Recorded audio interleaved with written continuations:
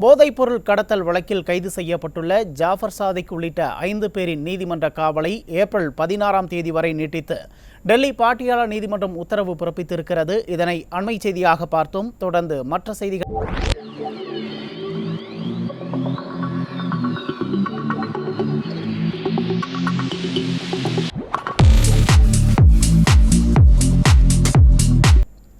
திருவண்ணாமலை நாடாளுமன்ற தொகுதி அதிமுக வெற்றி வேட்பாளர் கலியபெருமாளை ஆதரித்து அதிமுக பொதுச் செயலாளர் எடப்பாடி கே பழனிசாமி இரட்டை இலைக்கு வாக்கு சேகரித்தார். திருப்பத்தூர் காய்கறி சந்தையில் திருவண்ணாமலை நாடாளுமன்ற தொகுதி அதிமுக வெற்றி வேட்பாளர் கலியபெருமாளை ஆதரித்து அதிமுக பொதுச் செயலாளரும் சட்டமன்ற எதிர்க்கட்சித் தலைவருமான எடப்பாடி கே பழனிசாமி காய்கறி வியாபாரிகளிடம் துண்டு பிரசுரங்கள் வழங்கி வாக்கு சேகரிப்பில் ஈடுபட்டார்.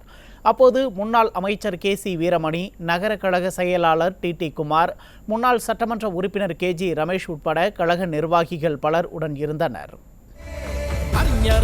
வாழ்த்தி போற்றும்படி புரட்சி தலைவர் எடுத்த முதற்படி, மக்கள் செல்வி வகுத்த வழிபடி, தமிழின ரத்தம் என்றும் வெல்லும்படி, மாற்றத்தை மண்ணில் விதைக்க வந்தபடி, விவசாய சுமைகள் மொத்தம் தள்ளுபடி செய்த எங்கள் முதல்வரே எடப்பாடி யாரே, எடப்பாடி யாரே.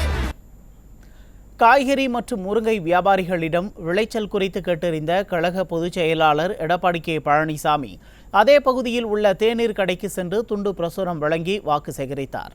அடுத்த முதலமைச்சர் அண்ணன் இபிஎஸ் ஆற்றல் மிகு தலைவர் வருகவே, எடுத்த காரியங்கள் யாவும் வெற்றி பெற எங்கள் இபிஎஸ் வருகவே, தலைவர் இபிஎஸ் வருகவே, எங்கள் தன்மான சிங்கம் வருகவே, தலைவர் இபிஎஸ் வருகவே, எங்கள் வாக்கு சேகரிப்பின் போது கழக பொதுச் செயலாளர் எடப்பாடி கே பழனிசாமியிடம் அதிமுக ஆட்சியில் பாதுகாப்பாக இருந்ததாக தெரிவித்த பொதுமக்கள் மீண்டும் அதிமுக ஆட்சி அமைய வேண்டும் என விருப்பம் தெரிவித்தனர்.